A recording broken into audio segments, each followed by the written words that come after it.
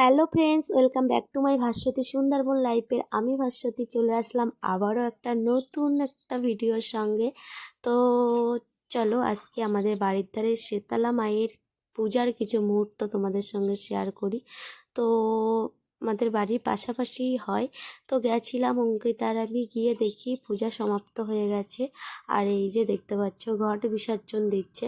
তো কি বলতো, সব কিছু মানে পূজাটা না আসার আগের মুহূর্তগুলো খুব ভালো লাগে, আর এসে গেলেই শেষ, তো মন খারাপ হয়ে যায়। তো আমার মতন কার কার হয়, মানে আগের মুহূর্তটাই উপভোগ করতে ভালো লাগে, আর এসে গেলেই না মন খারাপ হয়ে যায়।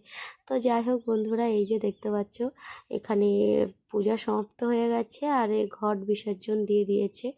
আর সবাই আমরা গ্রাম প্রতিবেশী সবাই দেখছো, রাস্তার সাইড দিয়ে দেখছিলাম।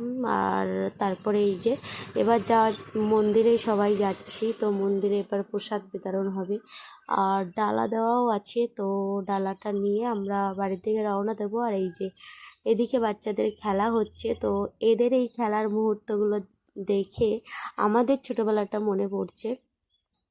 তো ছোটোবেলা থেকে না প্রচুর খেলা করতাম, প্রচুর, মানে কি বলবো, স্কুলে মানে সকালে টিউশন পড়বো, স্কুলে যাব, স্কুল থেকে এসেই খেলা শুরু হবে আর একদম পুরো সন্ধ্যায় সমাপ্ত হবে। তো প্রচুর প্রচুর খেলা করতাম। আর আর এখন ওদের দেখি আর মানে ভাবি যে আমরা এরকম ছিলাম, এরকম খেলাধুলো করতাম। এখনকার বাচ্চারা না মানে তেমন খেলাধুলো করে না, আমাদের বেলায় যেমন হতো। এখন বেশিরভাগ বাচ্চারা মোবাইল নিয়ে পড়ে থাকে। তো এই মানে সবাই মিলে ওরা খেলছিল, আমরা এইসব বলাবলি করছিলাম। তো যাই হোক, তারপরে এই যে দেখতে পাচ্ছ সন্ধ্যা গড়িয়ে এসেছে আর এদিকে প্রসাদ বিতরণও হচ্ছে। তো যেহেতু বাড়িতে মুরগি টুরগি তোলা হয়নি বা বাচ্চারা পড়তেও চলে এসছে, তার জন্য আমরা পেছনে ছিলাম, পেছন থেকে সামনে চলে এসেছি। এসে এই যে প্রসাদ নেব, নিয়ে বাড়ির দিকে রওনা দেব।